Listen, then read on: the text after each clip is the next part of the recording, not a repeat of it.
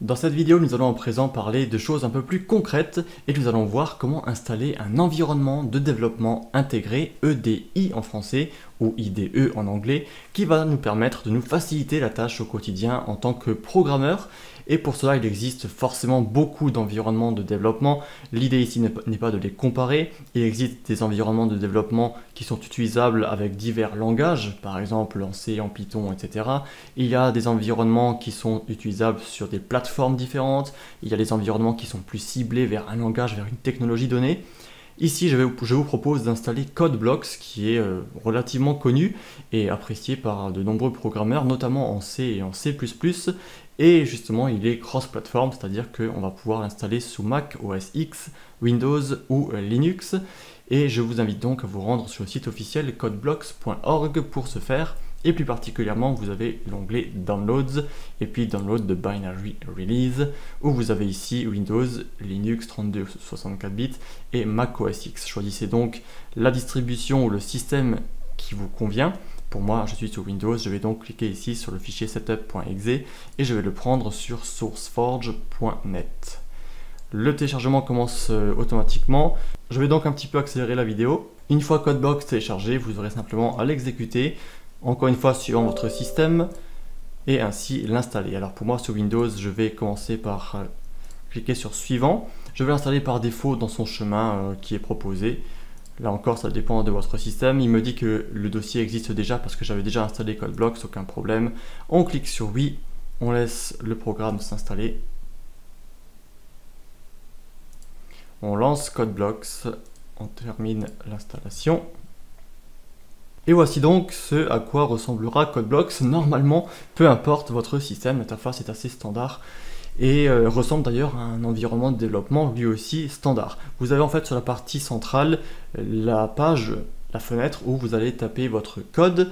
Vous avez sur la partie de gauche la barre d'outils si vous voulez, où là vous aurez vos projets, vos fichiers sources, et vous avez sur la fenêtre du bas tout ce qui est log, c'est-à-dire tout ce qui se passe par rapport à votre programme, les éventuels messages d'erreur, les informations de débogage, etc. On va commencer, on va cliquer sur Create a New Project pour créer un nouveau projet. Et vous voyez ici que CodeBlocks nous propose différents projets. On verra peut-être plusieurs d'entre eux plus tard.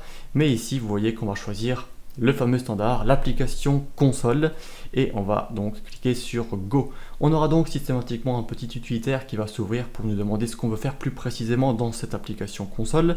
On clique ici sur Next, on choisit le langage C, on clique sur Next, et ici on donne un titre à notre projet. Alors je vais l'appeler langage C, comme j'avais déjà appelé le fichier langage.c dans la vidéo précédente avec la sandbox. Appelez-le comme vous voulez, mais si possible, appelez-le comme moi, comme ça on restera sur la même longueur d'onde et on évitera bien des erreurs.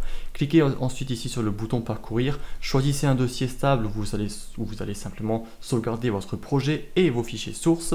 Vous voyez que le fichier projet par défaut dans CodeBlocks s'appellera CBP. Il peut changer de nom en fonction du moment où vous regardez la vidéo ou du système, mais peu importe, vous verrez ici en tout cas le nom qui s'affichera. On clique sur Next. Le compilateur normalement est livré par défaut avec votre système ou avec CodeBlocks. Vous devriez donc avoir la même chose que moi. Et on clique sur Finish. Si jamais ce n'est pas le cas, n'hésitez pas à écrire un commentaire et puis on verra ensemble tout simplement comment corriger le problème. Une fois que j'appuie sur Finish, eh bien, vous voyez que sur la partie de gauche, on a notre projet, langage C, qui vient d'être créé, avec un dossier source où on trouve nos fichiers sources, dont un fichier main.c. Si je double-clique dessus, vous voyez qu'on a déjà notre code, notre fameux Hello World qui a été créé par défaut. Jusque là tout va donc bien. On va à présent voir comment compiler et comment exécuter notre code. Et pour cela, vous avez sur la barre d'outils plusieurs boutons ici. Vous avez notamment Build, construire. Vous avez Run, exécuter. Alors construire, c'est dans le sens compiler. Vous avez ensuite compiler et exécuter. Et vous avez recompiler. Recompiler, c'est habituellement une recompilation concrète de tous les fichiers, etc. On l'utilisera sans doute plusieurs fois. mais d'ordinaire on utilisera plutôt compiler tout simplement et exécuter, qui est ce bouton là. Si je clique dessus, eh bien vous voyez que le code est directement compilé. Alors on ne voit pas forcément la commande gcc s'exécuter comme ça sans afficher plus d'informations, mais on a un terminal qui s'ouvre encore une fois selon votre système, et chez moi vous voyez que c'est l'invite de commande Windows par défaut qui s'ouvre et qui nous affiche Hello World. On a donc bel et bien réussi à compiler et à exécuter notre programme C à l'aide de CodeBlocks. Vous voyez également qu'on nous dit que le processus a retourné le code 0, c'est le fameux return 0 de main qui a été récupéré par le système et qui nous dit donc que tout va bien. On appuie sur une touche pour quitter le terminal et vous voyez donc comment on a réussi à compiler notre premier code C sans même pour le coup avoir écrit une seule ligne de code.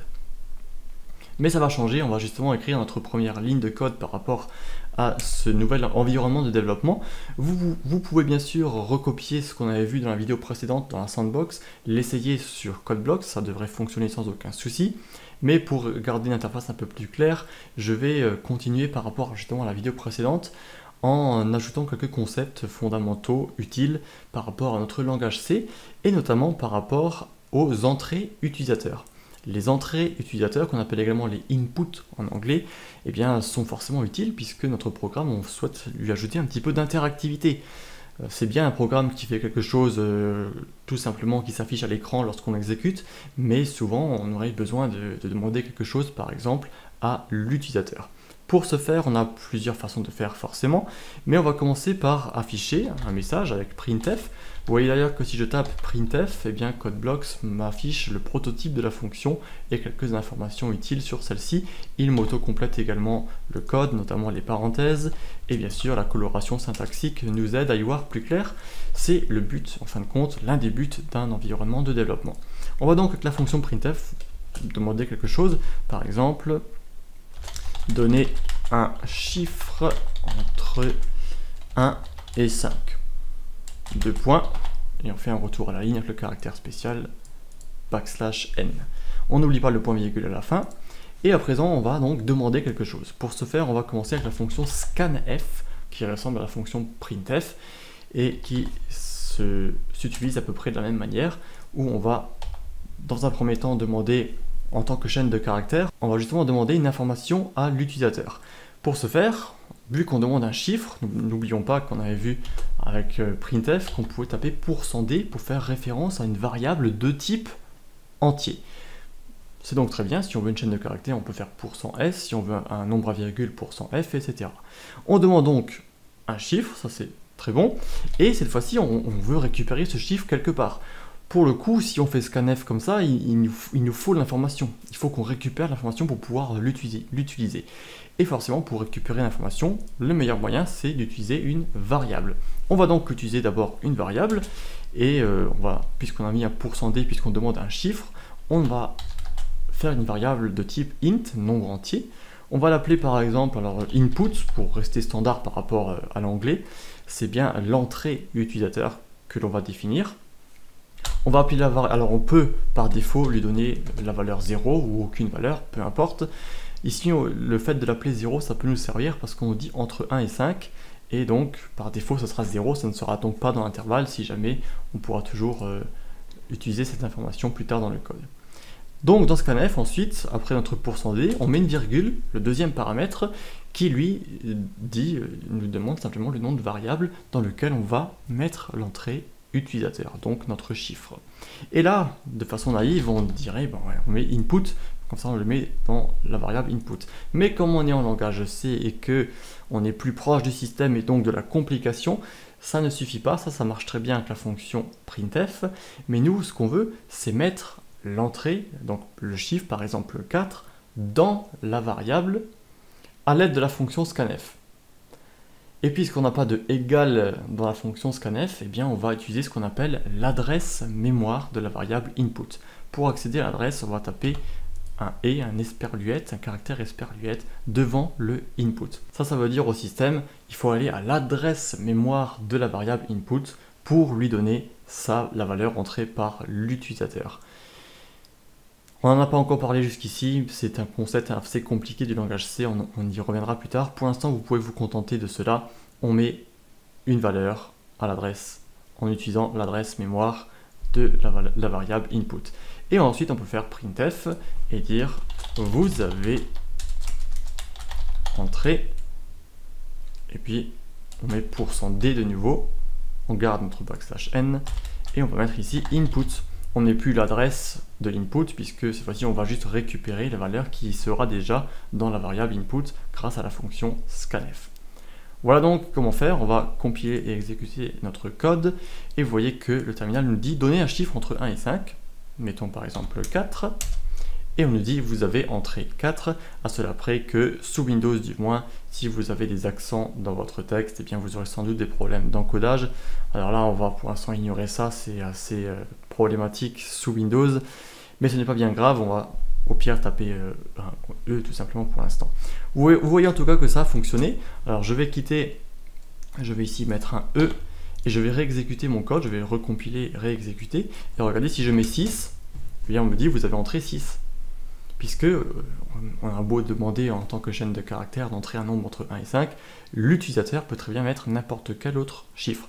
Et ça c'est très important en informatique et particulièrement en sécurité informatique où on ne doit jamais faire confiance à l'utilisateur. Si on donne quelque chose comme ça, on peut être sûr que si on fait un test sur 1, 10, 100, 1000 personnes, il y en aura toujours un ou deux ou plus qui vont réussir à mettre autre chose que ce qu'on leur demande. On va donc devoir absolument toujours vérifier concrètement dans le code qu'on a bel et bien la valeur dans l'intervalle que l'on souhaite et qui correspond donc à ce que l'on souhaite. De ce fait, lorsqu'on a fourni la variable input après scanf, on va faire un test sur cette variable. Et pour cela, on a la fameuse condition if. Alors je vais déjà créer le squelette de notre if, voilà, il est comme ça. Et on doit ici mettre un booléen, une valeur qui sera vraie ou faux. Pour le coup, on va donc dire est-ce que notre variable input, par exemple 4, est comprise entre 1 et 5, c'est-à-dire est-ce qu'elle est inférieure ou égale à 1, et avec un double esperluette, ça c'est vraiment très très important, le double esperluette s'utilise dans les if ou dans tout ce qui est booléen pour dire et, c'est le et logique, c'est-à-dire ceci et cela, ceci doit être vrai et ceci doit aussi être vrai. Puisque ceci doit aussi être vrai, input doit être supérieur ou égal à 1, parce que si déjà je me trompe dans ma condition, ça ne va pas le faire, inférieur ou égal à 5 et supérieur ou égal à 1. On est donc dans l'intervalle entre 1 et 5. Ça c'est notre condition de if qui vaudra quoi qu'il arrive vrai ou faux. Si maintenant on imagine que l'utilisateur donne 6, eh bien est-ce que c'est inférieur ou égal à 5? Non. On n'entrera pas dans la boucle. Si on garde 0, eh bien inférieur ou égal à 5, oui, mais est-ce que c'est supérieur ou égal à 1? Non, ça ne rentrera pas non plus dans la boucle, alors que si on a 4, on est bel et bien inférieur ou égal à 5, et on est supérieur ou égal à 1, le et va donc valider, puisque les deux possibilités sont vérifiées. Alors j'en profite pour vous parler également du OU. Le OU c'est 2 barres, comme ceci, que vous faites avec sous Windows Alt Graph 6, ceci dira OU. C'est-à-dire que si on fait ça, soit il faut que ce que l'utilisateur donne soit inférieur ou égal à 5, c'est-à-dire potentiellement moins 1, moins 10, soit il faut que ce soit supérieur ou égal à 1, c'est-à-dire potentiellement 100, 1000, etc. En somme, on sera tout le temps correct. On va donc remettre notre et.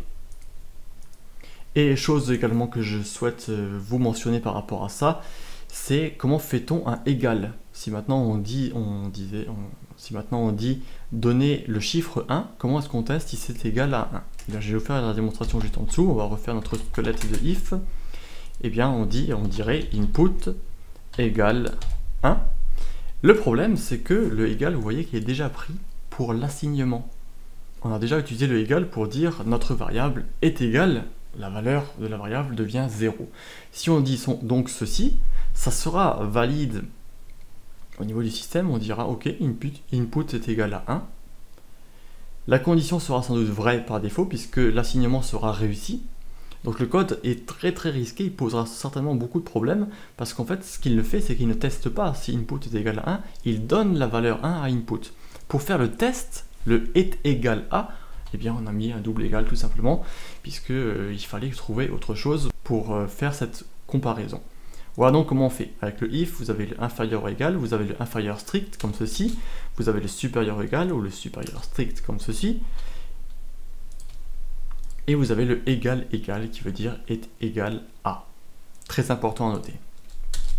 Et donc, du coup, ici, on va faire ceci. Printf, on va le mettre à l'intérieur, puisque là, on nous dira si il a bel et bien entré un nombre, un chiffre, dans l'intervalle qu'il nous faut, eh bien, c'est que c'est bon. Et on peut mettre else, c'est-à-dire sinon, s'il n'a pas entré ce qu'il faut, eh bien, on lui dira, attendez, vous avez un petit peu menti, vous avez un petit peu essayé de nous avoir. Donc, pour le coup, on ne va plus afficher input. On va simplement dire vous n'êtes pas dans l'intervalle. On compile et on lance. Cette fois-ci, si on donne un chiffre, par exemple 2, on nous dit vous avez entré 2, c'est très bien. Je vais pour le coup devoir recompiler et relancer. Et si on met 6, on nous dira vous n'êtes pas dans l'intervalle. Pour l'instant, ça fonctionne. On peut très bien essayer de mettre 0 par exemple. Vous voyez qu'on n'est toujours pas dans l'intervalle. Tout ça, c'est donc bon. À cela près qu'on aimerait bien maintenant peut-être faire une boucle, parce que si on doit relancer le programme, c'est pas trop pratique. On aimerait bien dire, pour les personnes qui se seraient trompées sans le vouloir, on aimerait bien dire qu'on veut leur permettre de redonner quelque chose. Pour cela, eh bien, on va tout simplement modifier notre if. On va lui dire while, tant que notre condition n'est pas vérifiée. Pour le coup, il faut donc changer cela, c'est-à-dire tant que ce que l'utilisateur donne est supérieur à 5 ou, c'est exactement là où on arrive à notre ou, inférieur à 1. Si on est supérieur à 5 ou si on est inférieur strictement à 1, on n'est pas dans l'intervalle, et donc on va devoir continuer à demander à l'utilisateur de nous fournir une bonne variable. On va donc enlever le else ici, on va enlever notre printf de là, je vais le couper-coller là, celui-ci on va le mettre là. Donc tant que on n'a pas la bonne variable, on nous dit vous n'êtes pas dans l'intervalle. Mais il faut systématiquement redemander également dans la boucle la valeur à l'utilisateur. On va donc recopier tout ceci. Alors, bon, je vais faire un code pour l'instant pas très propre, mais on va faire ceci. On va donc laisser ce qu'on avait fait au début. On va lui demander quelque chose, récupérer sa variable, on va tester celle-ci, et si elle n'est pas dans l'intervalle, on va redemander la même chose au clavier, on va le remettre dans la variable. Et pour faire quelque chose de compréhensible pour l'utilisateur, on va d'abord lui dire, là il faut bien suivre le code, hein. On dit donnez-nous un chiffre entre 1 et 5, on le met dans la variable, s'il n'est pas dans l'intervalle 1 et 5, on lui dit vous n'êtes pas dans l'intervalle, donnez un chiffre, on répète du coup l'instruction, on le remet dans la variable, et cela se fera automatiquement tant qu'il ne donnera pas un nombre dans un chiffre dans l'intervalle donné. Et si jamais la condition là n'est plus vérifiée, c'est-à-dire si on est dans l'intervalle, on continuera le code en dessous et, pardon, là on pourra dire vous avez entré et c'est qu'on sera dans l'intervalle. Je vais compiler et lancer cela. Si maintenant on met 6, on dit vous n'êtes pas dans l'intervalle, donnez un chiffre. Si on met 9, on n'est toujours pas. Si on met 0, toujours pas. Si on met 2, on nous dit vous avez entré 2 et le programme termine. Vous avez un petit peu vu comment est-ce qu'on peut demander quelque chose à l'utilisateur et faire en sorte que notre condition s'applique bel et bien. On pourrait évidemment raccourcir un petit peu ce code, l'optimiser en quelque sorte, en évitant de demander 2 fois de suite ceci. Et pour cela, on peut faire un do, c'est-à-dire faire while. Et là, on met la condition ensuite. Donc, je vais reprendre la condition là, c'est toujours la même, tant que on n'est pas dans l'intervalle. Et on va dire qu'on fait cela d'abord, tant que notre condition n'est pas vérifiée.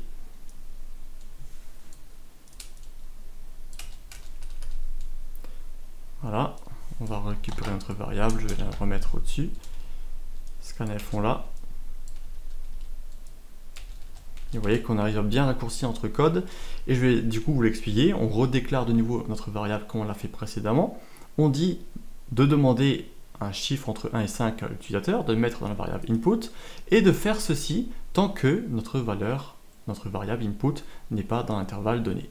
C'est-à-dire que si jamais on donne 6, etc., eh bien on rebouclera ici, et dès lors qu'on sera dans la variable, dans l'intervalle concerné, on nous dira vous avez entré. Vous voyez que le code, je l'ai raccourci. C'est ce que je disais précédemment, c'est que le rôle du programmeur, en fin de compte, au-delà de faire en sorte que son programme fonctionne, eh bien il doit aussi s'occuper de l'optimisation de celui-ci. Alors regardez, je vais de nouveau lancer le programme.